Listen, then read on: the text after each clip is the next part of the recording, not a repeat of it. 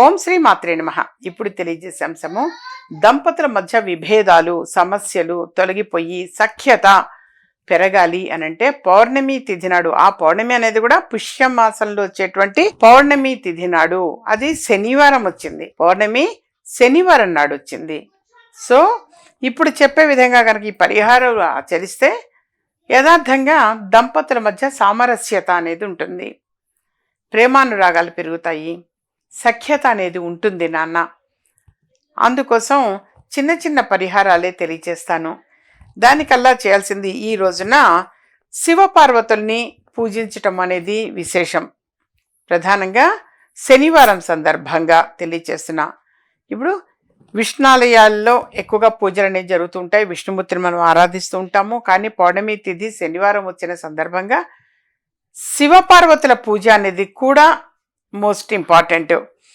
అందుకని అది వాళ్ళ మధ్య కనుక మంచి సామరస్యము అనేది కనుక లేకపోతే, దాంపత్య జీవితంలో సమస్యలు అనేవి ఉన్నా కానీ, భార్యాభర్తల మధ్య విభేదాలు అనేవి ఉన్నా, పార్వతిని శివుడిని వీళ్ళ ఇద్దరిని కూడా అంటే శివపార్వతుల్ని పూజించాలి. అంటే శివుడికి, శివలింగానికి పంచామృతాలతోటి అభిషేకం చేయటం మోస్ట్ ఇంపార్టెంట్. సూర్యోదయం నుంచి సూర్యాస్తమయం మధ్యలో ఎప్పుడన్నా చేయొచ్చు నాన్న, వీలైనంత వరకు కూడా. మరి ఆ పరమేశ్వరుడికి పంచామృతాలతోటి అభిషేకము అనేది తప్పనిసరిగా చేయాలి. చేసిన తర్వాత బిల్వపత్రాలతోటి అర్చన అనేది చేయాలి. ఒక 108 బిల్వపత్రాలు కనుక సిద్ధం చేసుకుంటే ఓం నమ శివాయ ఓం నమ శివాయ అని శివ పంచాక్షరి మంత్రజపం అనేది అది చదువుతూ ఓం నమ శివాయ అని బిల్వపత్రం సమర్పించడం, లేదా శివ అష్టోత్తర శతనామావళి చదువుతూ కూడా బిల్వపత్రాన్ని సమర్పించడం అనేది విశేషం. ఇలా చేయడం వల్ల కుటుంబంలో విభేదాలు అనేటువంటివి తొలగిపోయి శాంతి కలుగుతుంది, మానసిక ఒత్తిడి అనేది కూడా తగ్గుతుంది, దాంపత్య జీవితం సుఖకరంగా మారుతుంది, దీర్ఘ ఆయుష్ అనేది లభిస్తుంది. అందుకని పరమేశ్వరుడికి అభిషేకం అనేది చేయటము, అభిషేకానంతరం బిల్వపత్రాలతో అర్చన చేయటము, అలాగే పార్వతీదేవికి కుంకుమార్చనతోటి చక్కగా ఇట్లా కుంకుమార్చన అనేది, కుంకుమలో ఒక కర్పూరం బిళ్ళ అనేది ఇట్లా చితిపి కుంకుమలో వేయండి. వేసి ఆ కుంకుమతో గనక మరి తప్పనిసరిగా కుంకుమార్చన అనేది చేయటం విశేషం. ఒక శక్తి అనేది లభిస్తుంది. అందుకని అమ్మవారికి చక్కగా శివుడికి అభిషేకానంతరం అమ్మవారికి కుంకుమార్చన అనేది చేయటం కూడా చాలా విశేషం. కొంతమంది చక్కగా ముత్తైదులందరూ కూడా కొద్దిమంది గెట్ టుగెదర్ అయ్యి ఎవరైనా ఒకళ్ళ ఇంట్లో కూర్చొని కూడా లలితా పారాయణము, విష్ణు పారాయణము, ఇలా కొన్ని శ్లోకాలు స్తోత్రాలు చదువుతూ ఉంటారు. అది కూడా విశేషం నాన్న.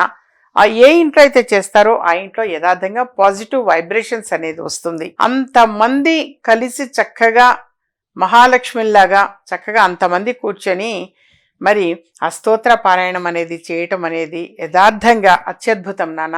దానివల్ల గృహానికి పాజిటివ్ ఎనర్జీని తీసుకోగలుగుతారు, నెగటివ్ అనేది ఉండదు. నెగటివ్ అనేది అంతమంది కలిసి ఏకకంఠంతో చక్కగా పారాయణం చేస్తున్నారు అంటే ఆ పారాయణం అనేది ఎంత దూరం అయితే వినబడుతుందో అంతవరకు కూడా నెగటివ్ అనేది ఏది కూడా చోటు చేసుకోదు, పాజిటివ్ ఎనర్జీని తీసుకుంటుంది.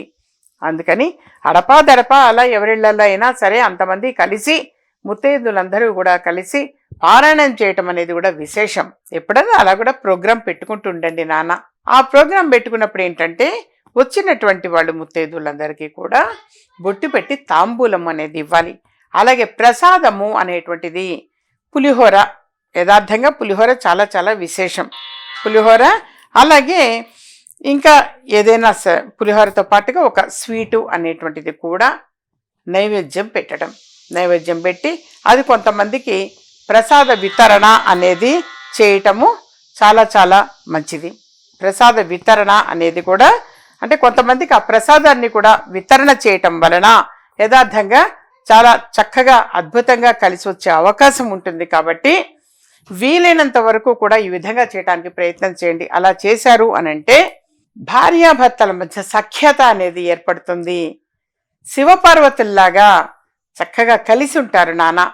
కానీ వీలైనంత వరకు కూడా ఈ విధంగా ఈ చిన్న పరిహారం ఆచరించడానికి ప్రయత్నం చేయండి.